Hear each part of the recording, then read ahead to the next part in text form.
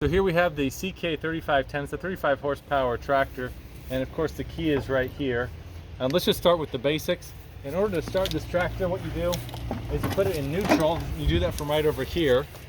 You put it into neutral. Now always press down on the clutch right here. Now this is an HST, which is hydrostatic. So I don't know the mechanics, but I'll just tell you how it works.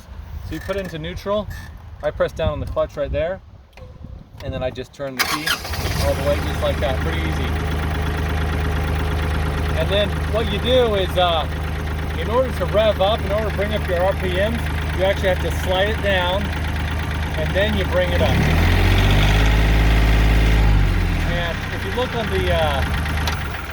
you look on the screen here, there's a little monitor where it says, and there's debates online about what kind of RPMs you should be running it at. Some people say higher RPMs don't hurt it. I think probably when I'm doing actionable items, or even if I just want to go a little bit faster, then I'll put it between these two little yellow marks. Now, if you come around here, and you look at, I just started in neutral. You can see there's two neutral spots right here, and there's a low, a medium, and a high. And so what you do is, so for example, if you want to go real slow, you press down on your clutch and you go to the low. And then from that position, you can use your gas right over here. You can just see through here. You got your gas, that's great. You got your gas for forward and your gas for backwards. So it's a 2-pedal forwards and backwards. So it's really pretty easy. It's really three speeds that are controlled by a forward and a backwards kind of a speed adjustment. So it's almost, they call it HST. So we don't have anything in automobiles that are similar. Right here, this is the brake. If you can learn how to use the brake, you can pretty much do everything on this tractor. So the way the brake works is, let's go ahead and release it. You just press on the brake and you see that pop forward or pop back just a little tiny bit. Now in order to engage the brake, what you do is you press on the brake, you press this forward, and then you leave off on your brake, and you see it kind of held right there. And then if you want to release it, you go like this. So I'll do that one more time. I'm holding you.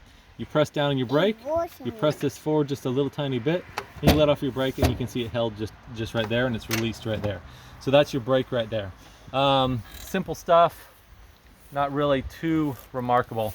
One thing of interest is this is a modern, one of the modern regen models. So this is government, Uncle Sam has blessed us with their regulations.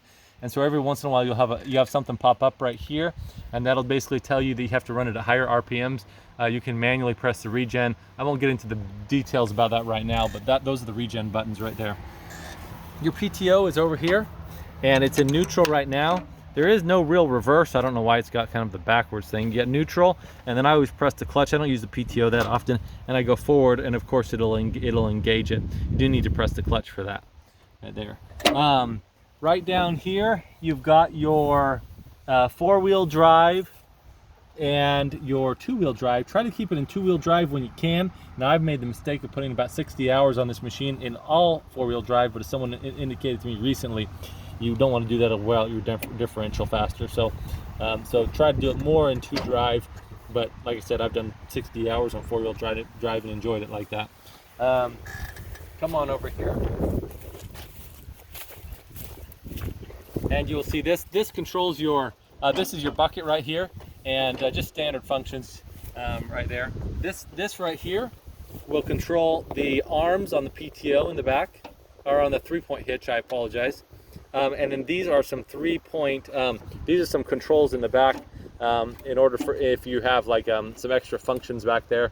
And you also have a third function right here underneath that controls hydraulics in the front. As we walk around to the front,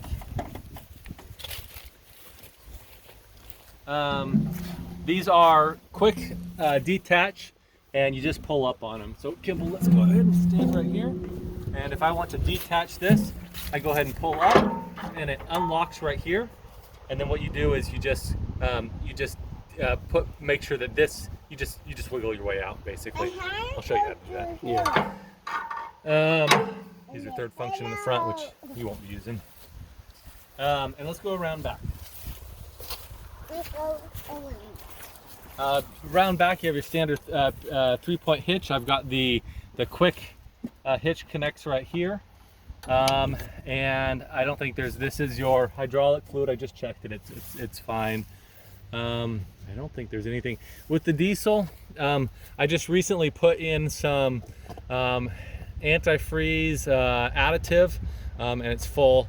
So, and I'll leave you with the antifreeze additive. I think that's about it.